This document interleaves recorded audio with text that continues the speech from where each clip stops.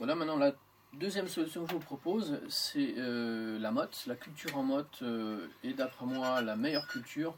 C'est plus intéressant que la jardinière parce qu'on ne dégarnit jamais le chevelu racinaire et donc la plante n'a pas de discontinuité dans la croissance et n'a pas de choc qui des fois induit tout de suite la montée en semence, hein. Ça c'est un problème pour les salades ou d'autres plantes quand vous les repiquez d'une manière un petit peu dure, quand elles ont un gros stress hydrique, eh ben, elles font plus une croissance lente, harmonieuse, des fois avec quelques feuilles, déjà elles commencent déjà à monter en semence et alors vous ratez votre culture. Donc l'objectif ici c'est d'avoir des plantes qui sont le moins stressées possible, qui en croient lentement, qui ont grandi lentement dans les conditions idéales. Et la motte, donc c'est un paquet de terre qui se tient toute seule, donc on n'a pas à couper après la chose, à l'intérieur duquel se développe le chevelu racinaire. Donc c'est un paquet de terre que vous prenez et vous mettez tout de suite en terre, vous refermez, c'est tout.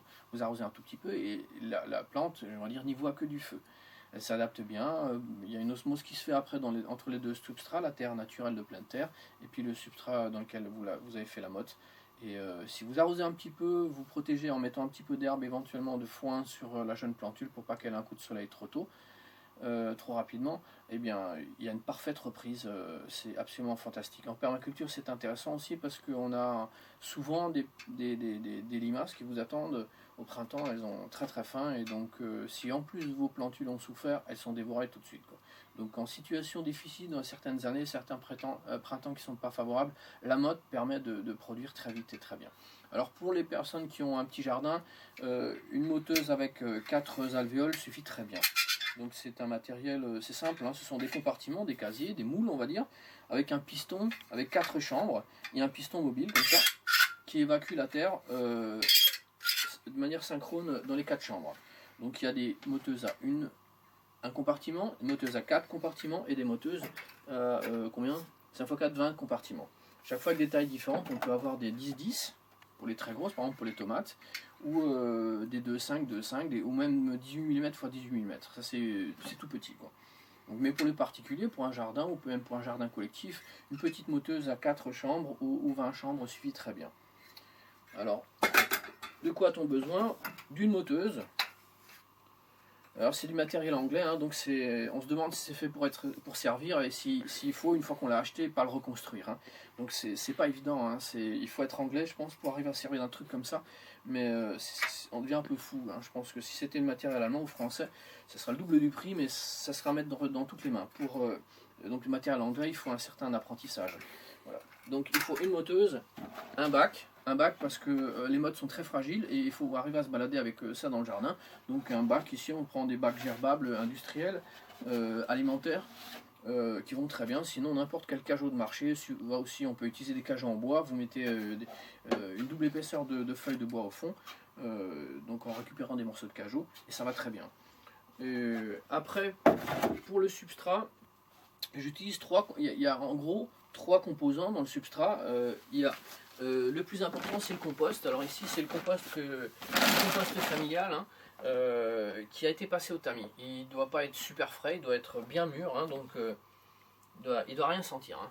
Et donc celui-là a déjà 1 an, un peu plus d'1 an. Et vous voyez, il n'y a absolument aucun grain dedans. Il n'y a pas de branche, brindilles, ni de coque de noix, hein.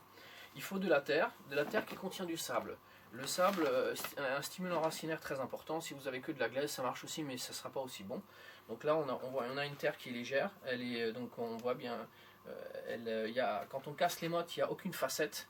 Donc c'est une terre qui a déjà été bien travaillée, hein, par les vers de terre. Elle est bien. Et sa couleur dit elle a un peu d'humus et elle est un peu sableuse. Elle est légèrement humide. Et une petite touche de cendre. C'est de la cendre de bois, hein, donc pas des résidus de combustion de palettes ou de papier, de carton, et qu'il faudra passer là aussi un petit peu au tamis. Donc ces 3 composantes là, on les mélange. Là je fais pas le mélange devant vous parce qu'il doit on va dire, rester un petit peu, prendre l'eau pendant un petit quart d'heure, une petite demi-heure. Donc on prend ces 3 mélanges, hein. Donc pour un sac comme ça il faut 3-4 poignées de cendre, hein, pas plus, sinon ça va être trop basique. Ah oui, la cendre elle est là simplement pour compenser le pH, réduire le pH très acide, enfin relativement acide, du compost. Hein. Sinon, comme on a un compost très acide dans lequel on met beaucoup de feuilles, c'est nécessaire. Et donc on a un mélange qui lui a la caractéristique d'être très mouillé. Vous savez que votre mélange est bon quand en fait on pose la presse dedans et quand on écrase le piston, l'eau doit sortir. Tant que l'eau ne soigne pas des alvéoles, le mélange n'est pas bon. Alors je montre comment ça marche. C'est relativement simple. Donc on écrase la moteuse dans le bac, on vérifie que toutes les alvéoles sont pleines, éventuellement on en rajoute un peu, voilà, comme ça.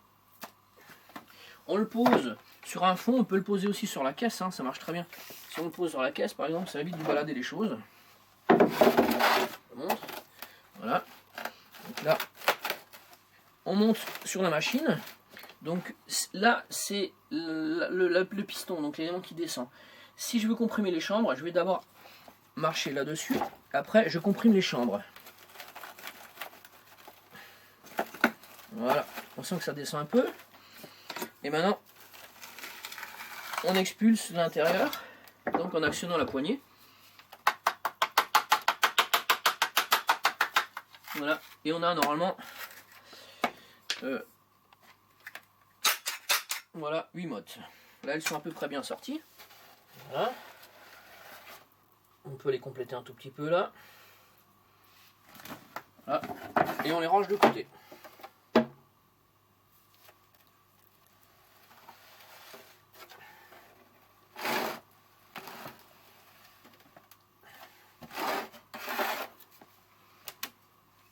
On commence donc l'opération. Je vais vous montrer. Ça va relativement vite. Hein.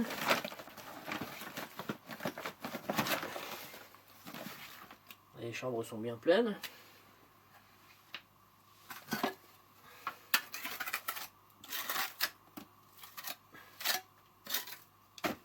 Voilà. On met là. Je presse la machine. Je vérifie que ça descend. Voilà. On expulse.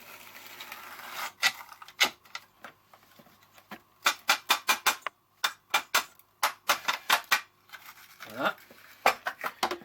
Et ainsi de suite.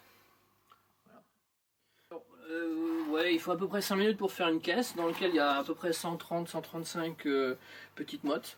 Donc on voit bien ici la couleur que ce sont des mottes qui ont une bonne composition en terre, hein. C'est pas de la tourbe, c'est vraiment un mélange fait avec les produits du jardin. Ça sera particulièrement adapté aux semis de choux, betteraves, navets et peut-être un peu moins aux salades qui aiment bien les substrats un peu plus légers. Comme dit, les mélanges sont importants. Si vous mettez trop de compost ou trop de terre ou trop de sable, déjà ça ne tiendra pas, mais surtout le semis ne donnera rien. C'est quelque chose qui est valable aussi pour les jardinières. C'est très important la composition du semis. Alors comment maintenant est-ce qu'on sème? On remplit les graines. Alors vous avez un petit trou chaque fois dans chaque motte, donc il suffit de faire tomber une graine dedans, hein. Voilà, c'est pas plus compliqué que ça. Et une fois qu'on a fait ça, eh ben moi je mets un petit peu de terreau dessus, un mélange de terre et de terreau. C'est tout. Il n'y a pas à taper, il n'y a pas à presser. Et il faut toujours maintenir bien ça bien humide. Hein. Donc c'est pas comme dans les tables flottantes à semis où là vous pouvez vraiment partir une semaine voire deux carrément sans vous en occuper. Pour ces supports là, il ne faut pas que les plantes aient de stress hydrique. Et donc vous voyez, c'est tout à fait transportable. Ça doit faire 5 kg, 6 kg un plateau comme ça quand c'est humide. Et je pense que n'importe qui arrive à les prendre, les mettre, les sortir au soleil ou au vent quand les beaux jours arrivent. Voilà.